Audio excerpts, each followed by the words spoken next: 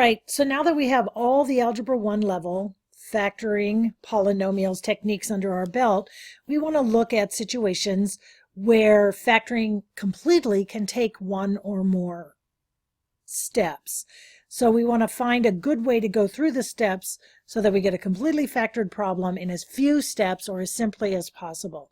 First, let's look at an analogy on the integers. Suppose 24 was a number I was asked to factor. So this is an integer, 24. I could certainly factor 24 as 2 times 12, and that would be a factored polynomial or a factored integer. But it's not completely factored because 12 could be further factored. So I could say 2 times 2 times 6. Again, that's a well-factored integer, but it's not completely factored because 6 could be further factored. And so 2 times 2 times 2 times 3 would be the completely factored form of the integer 24. Now on the integers, we call this the product of primes, or the prime factorization of the number. In polynomials, we say factored completely. So a polynomial is factored completely whenever every factor in our factoring can't be fully or further factored.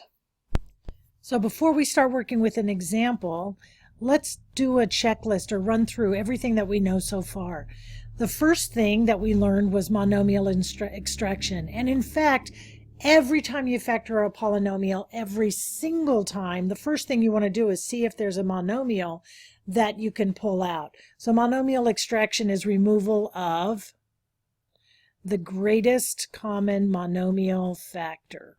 So that's when you're going to pull out the greatest common monomial factor. After you have done that, you've extracted any monomial that can be pulled out of every term, the next thing you want to notice is my polynomial only 2 terms long? If it only has 2 terms, then you would use a mother's face technique or the difference of 2 squares. And so that's a form of a squared minus b squared equals a minus b times a plus b. Now, the mother's face pattern, the difference of 2 squares pattern, doesn't require a method. It requires recognizing that there's a pattern. There is another pattern that we'll talk about later that is just as useful to recognize as the mother's face pattern, but the other pattern you can get your factoring finished using the techniques I've already taught. Mother's face is a straight pattern. You just want to recognize it. It's super duper important. So you want to recognize it as soon as it happens. As soon as you see it, you want to recognize it for what it is. So the next technique is for a quadratic trinomial.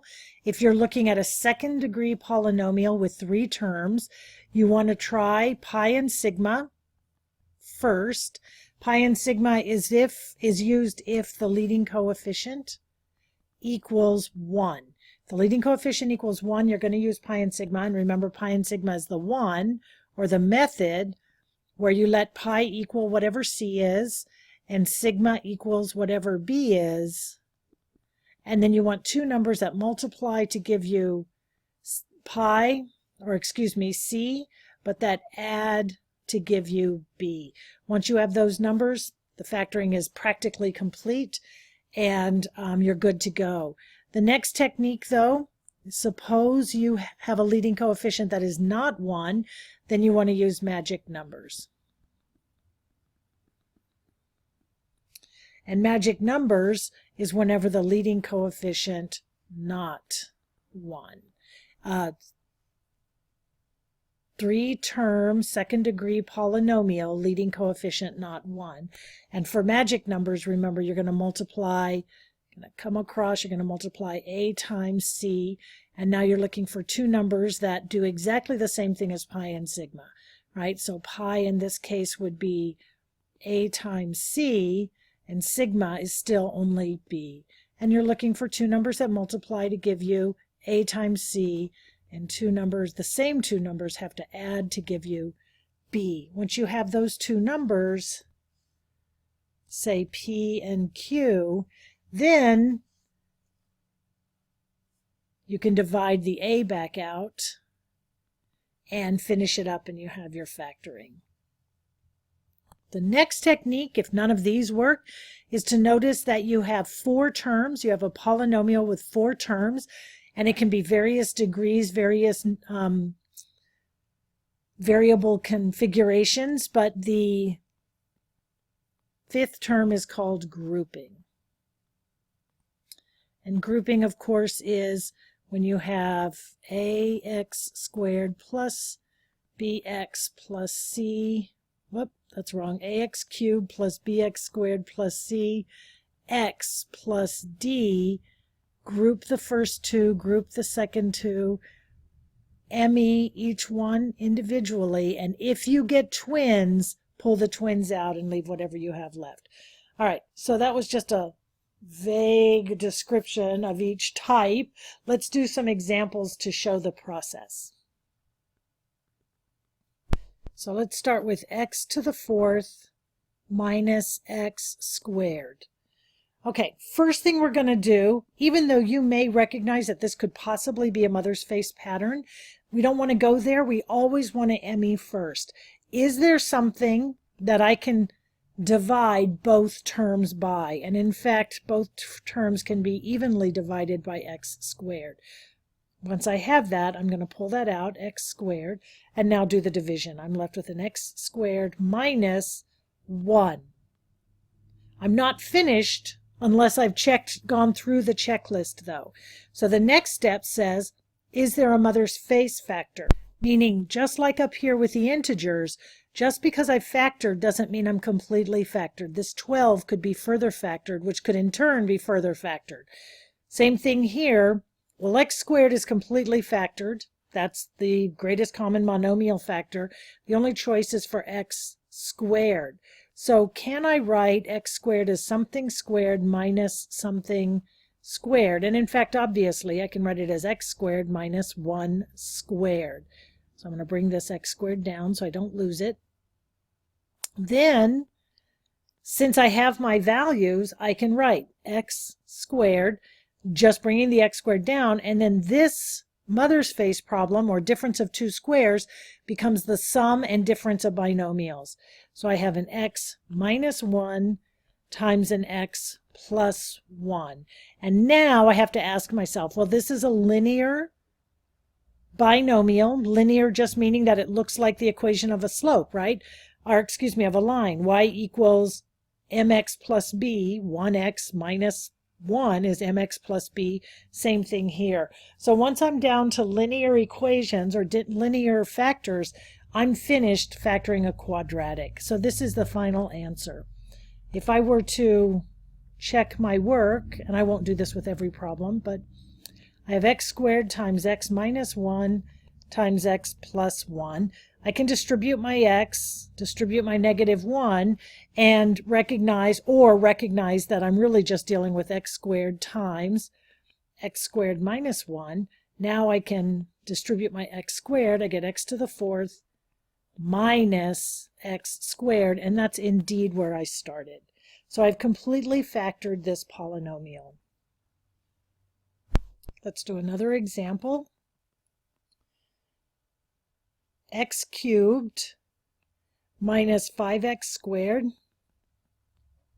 minus 4x plus 20. All right, the very first step is to ask, can I ME? Is there anything I can divide all of the terms by? And I can't. This first term only has x's, the second term only, or fourth term only has integers. There's nothing that I can divide every single term in these, so there's no ME. I move on to a mother's face. Well, I have 4 terms. A mother's face, or a difference of 2 squares, is a difference of 2 terms that are both squared. So it's not a mother's face problem. The next 2, pi and sigma and magic numbers, are for quadratic trinomials, and this is not a trinomial. Trinomials have 3 terms, and this one has 4 terms. So grouping is going to be my only chance. I've written it in descending order, and now let's see. Well, I have this minus sign here. That's going to be a problem for me, so I'm going to rewrite it. X cubed minus 5x squared plus minus 4x plus 20.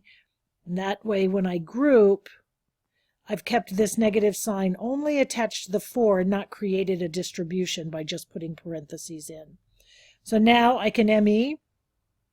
Well, the biggest thing that divides both of these is x squared. And if I divide each term by x squared, I'm left with an x minus 5.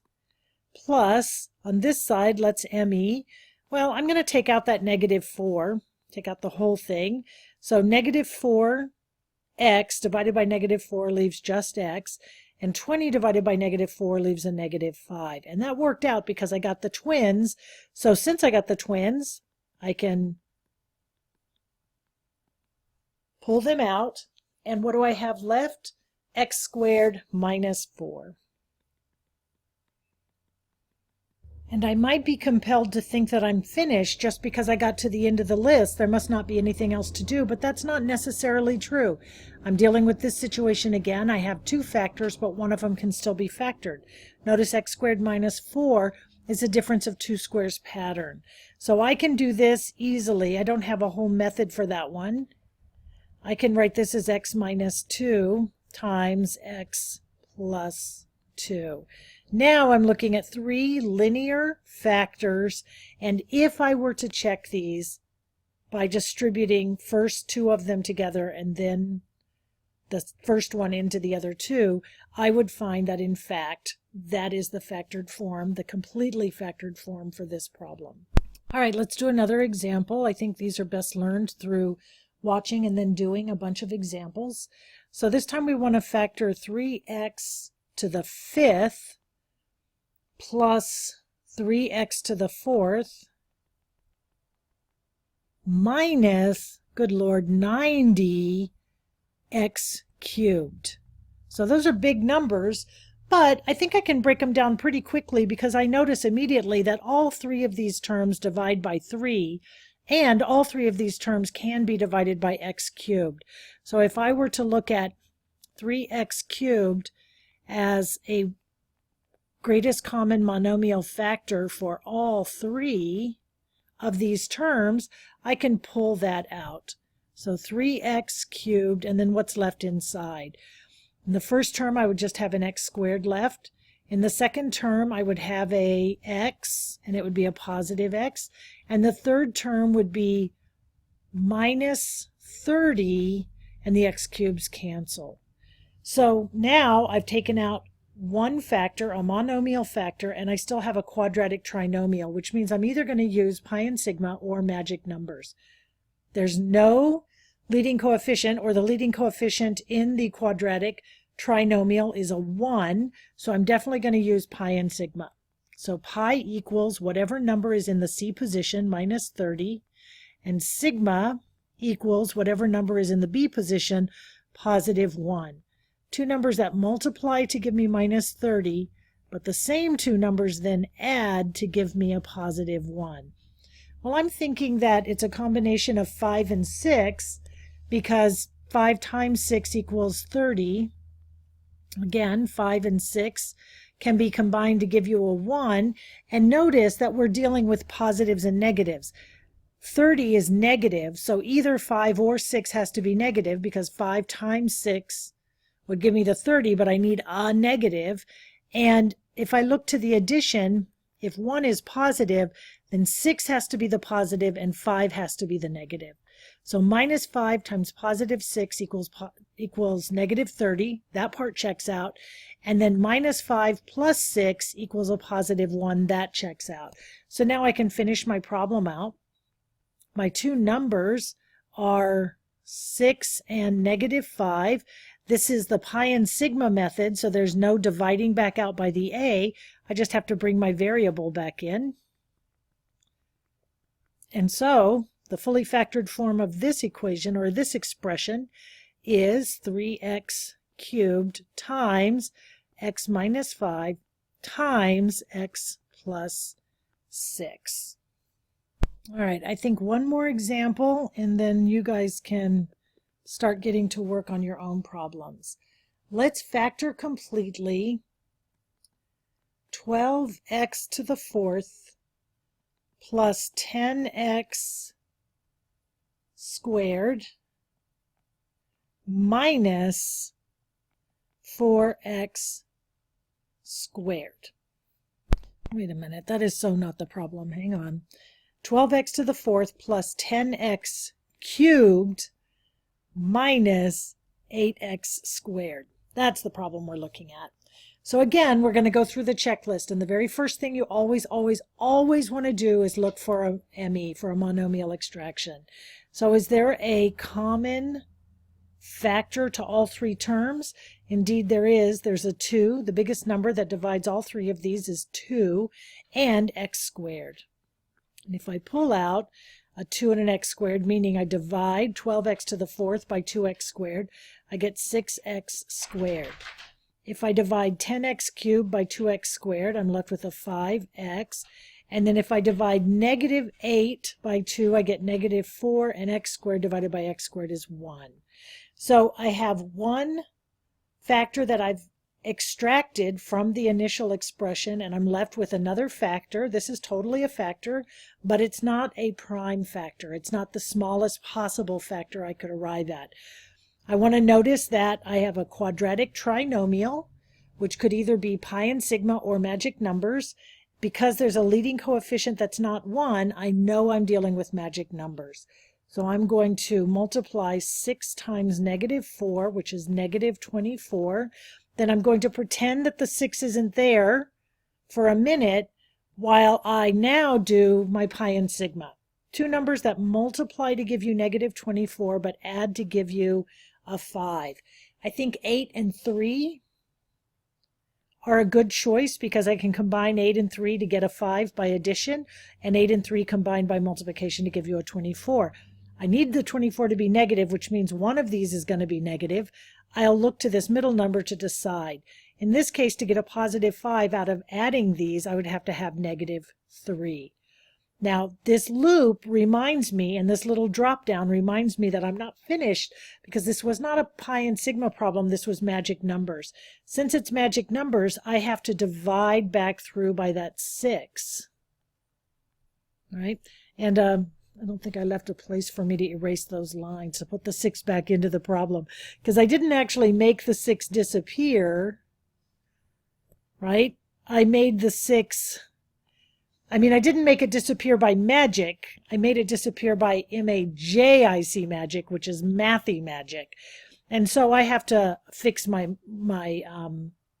operation. If I multiplied 6 into negative 4, now I have to divide 6 back out of where I ended up. Reduce both of these. So 8 divided by 6 is 4/3. And negative 3 divided by 6 is negative 1/2. So where am I? I have this original factor. Be careful not to lose factors. And then I have x plus 4/3, which rewrites as 3x plus 4. And then I have x minus 1/2, which rewrites as 2x minus 1. And so now I have a linear factor, and a monomial factor. So I actually am completely finished. And if I check my work, and I'm going to check this, 2x squared times 3x plus 4 times 2x minus 1. I'm going to distribute this monomial. So I get 6x cubed plus 8x squared. So this is now a binomial that I'm going to distribute with 2x minus 1. 6x cubed times 2x is 12x to the fourth. 6x cubed times negative 1 is minus 6x cubed, plus 8 times 2 is 16, x squared, x cubed. Well, x squared times x cubed.